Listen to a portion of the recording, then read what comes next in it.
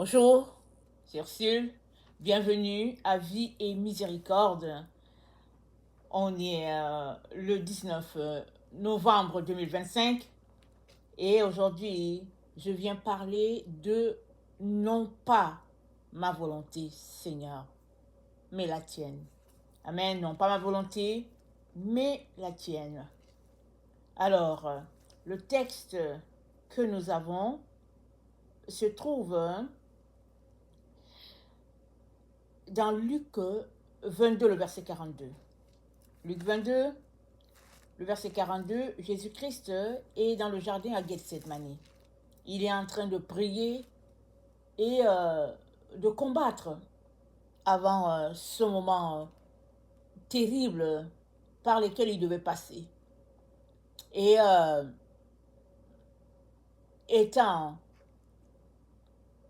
en relation avec Dieu, il savait ce qui allait arriver. Et même, il y a les disciples aussi, comme quelqu'un comme Simon. Vous vous rappelez, quand Simon a dit au Seigneur, tu es le Seigneur, tu es le Messie, Jésus-Christ lui a dit, ça ne vient pas de toi. C'est Dieu qui t'a révélé ça. Donc, la proximité avec Dieu nous donne de connaître certaines choses à l'avance. Alors, Jésus-Christ a vu certainement à l'avance ce par quoi il devait passer. Mais il fallait qu'il ait le dessus sur la situation. Vous savez, souvent, le Seigneur nous présente ce par quoi nous allons passer. Il le fait. Et cela peut avoir deux avenues. Soit tu peux être encouragé, soit tu peux être très abattu. Et très très souvent, c'est des situations difficiles. Et cela prend de demeurer dans la prière pour pouvoir transcender ces moments-là. Alors Jésus-Christ était dans des moments comme ça.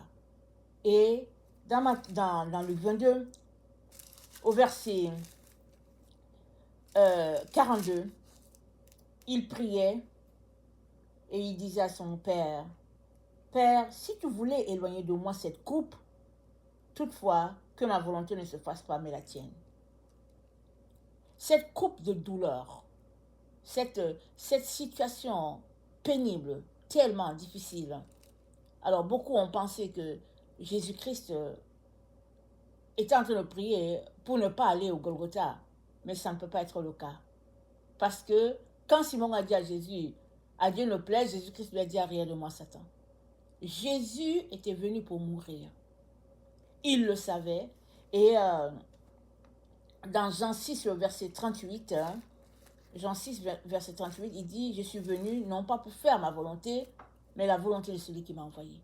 Donc, il est constant dans sa venue sur terre, celle-là, sa venue sur terre qui a pour but de faire la volonté de Dieu. Et dans notre texte, dans Jean 4, le verset 34, il dit, ma nourriture, c'est de faire la volonté de Dieu. C'était ça, sa nourriture. Et si bien que c'était imprégné en lui. C'était quelque chose qu'il savait, mais qu'il se le répétait en disant, je suis là pour faire la volonté de Dieu, non pas ma volonté. Et ça s'est exprimé là, à Gethsemane, alors que la pression était de faire venir les choses d'une certaine manière. Jésus-Christ voulait arriver au Golgotha parce qu'il y avait une dernière prophétie, il y avait une prophétie, disons, qui devait être accomplie, celle-là où Moïse a élevé le serpent d'airain sur le bois, et tout cela dans le désert, qui regardaient à ce serpent d'airain n'étaient pas mordus par le vrai serpent, mais ils étaient délivrés. Et Jésus représentait le serpent. Alors, c'est pas possible que Jésus-Christ soit en train de prier, disant je ne veux plus mourir. C'est pas de ça. C'était la façon que l'ennemi voulait faire venir les choses. Or, Jésus devait continuer d'accomplir la volonté de Dieu jusqu'au bout. Et ça, c'est pareil pour chacun d'entre nous. À partir du moment où tu cèdes ta volonté à Dieu, c'est à partir de ce moment-là que tu es mort à toi-même, que tu as renoncé à toi-même. Et c'est là, n'est-ce pas, que ça bloque pour beaucoup d'enfants de Dieu. Tous, tous, la plupart des enfants de Dieu veulent suivre Jésus. Ils acceptent le message de la croix, ils sont contents, ils sont heureux, n'est-ce pas, de partager qu'ils sont devenus chrétiens. Et puis, vraiment, on a ce sentiment-là de bien-être, n'est-ce pas, le jour qu'on reçoit la révélation d'avoir déjà été sauvé, il y a plus de 21 siècles. On est content. Maintenant, il nous faut marcher dans ce que Jésus-Christ a acquis pour nous. Et là encore, on se dit, ok, c'est possible. Mais vient le moment de céder notre volonté. C'est là où les choses bloquent. Parce que céder ta volonté là, ça veut dire mourir. Ça veut dire que tu ne fais plus rien par toi-même. Tout ce que tu fais, tu dois le demander au Père.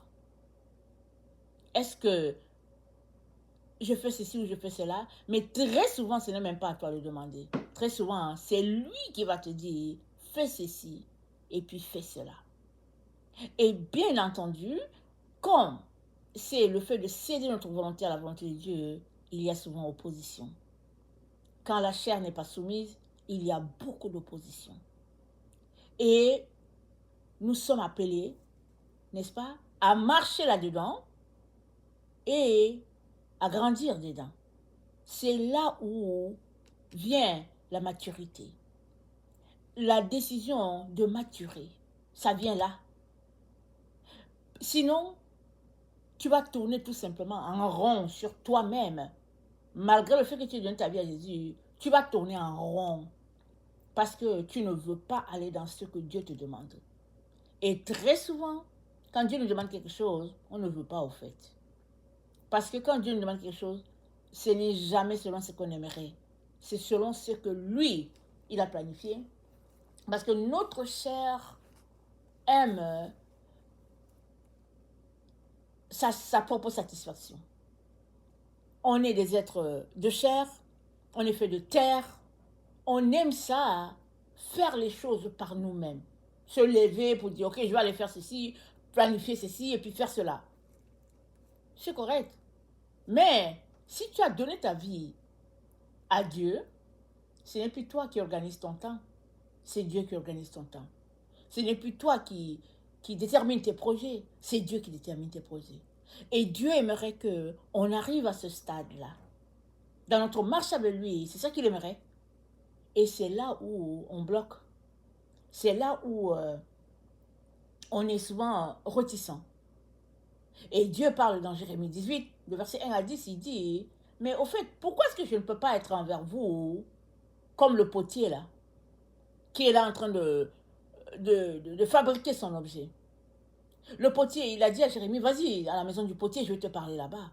Jérémie arrive dans la maison du potier, il voit le potier en train de modeler un objet, et puis le potier n'était pas satisfait, et le potier a détruit l'objet pour refaire un autre objet encore, à partir de la même pâte d'argile. Et Dieu dit à Jérémie, mais pourquoi est-ce que je ne peux pas faire, je ne peux pas faire ce que le potier fait avec la maison d'Israël?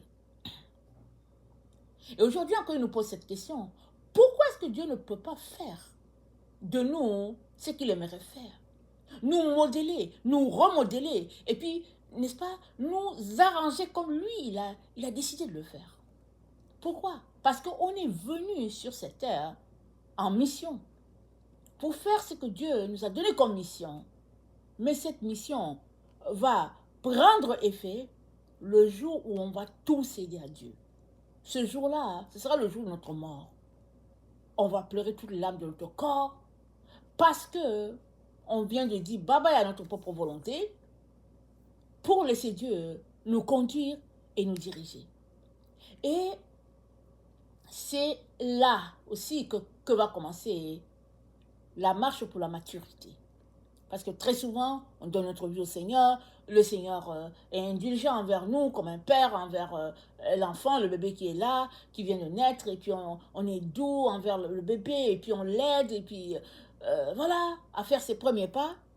Mais vient un jour où, n'est-ce pas, les parents ont besoin de laisser l'enfant marcher pour tomber, que ses pieds se solidifient et que, à partir de la marche, ils finissent par courir et en courant, n'est-ce pas, ils finissent par aller accomplir ce qu'il appelait à faire, jouer avec ses camarades et puis grandir, aller à l'école et tout. Ça prend ça. Ça prend ça et c'est ça que Dieu aimerait faire pour chacun d'entre nous. La question est celle-ci, est-ce que tu le veux? Parce que souvent on se dit, je ne sais pas pourquoi je suis bloqué. Mais très souvent, tu es bloqué à cause de ta volonté que tu n'as pas encore cédé totalement à Dieu. Et c'est ça qu'on ne veut pas céder. C'est ça qu'on ne veut pas céder. Alors moi, je viens t'encourager à laisser aller ta volonté à Dieu. C'est sûr que ce jour-là, tu vas vivre des émotions assez difficiles. Parce que tu vas beaucoup pleurer, parce que tu vas vraiment avoir la confirmation dans ton esprit que cette fois-ci, tu as tout cédé. Et c'est à partir de là que Dieu va te modeler selon l'image qu'il a de toi dans sa présence.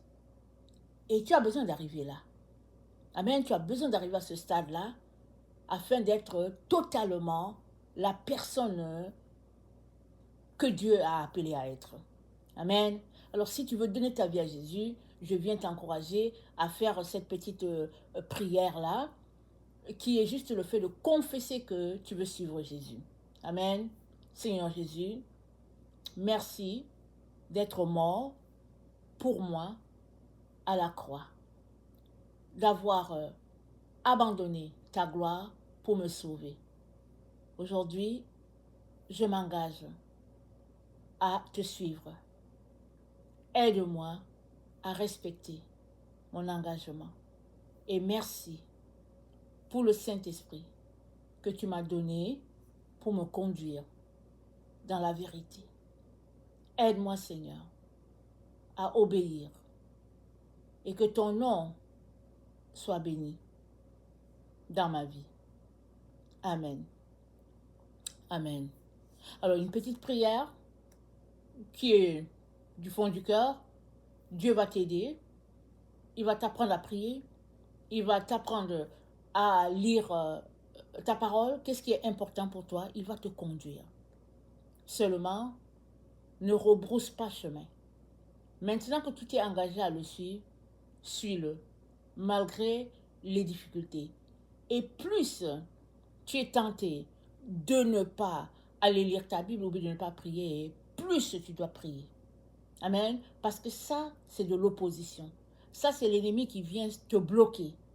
Mais là où tu sens la résistance, brise la résistance en allant en avant et apprendre le temps avec le Seigneur. Et c'est comme ça que tu vas voir tes progrès et c'est comme ça que tu vas te voir grandir. Amen. Que le Seigneur bénisse sa parole. Amen. Et alléluia. Amen.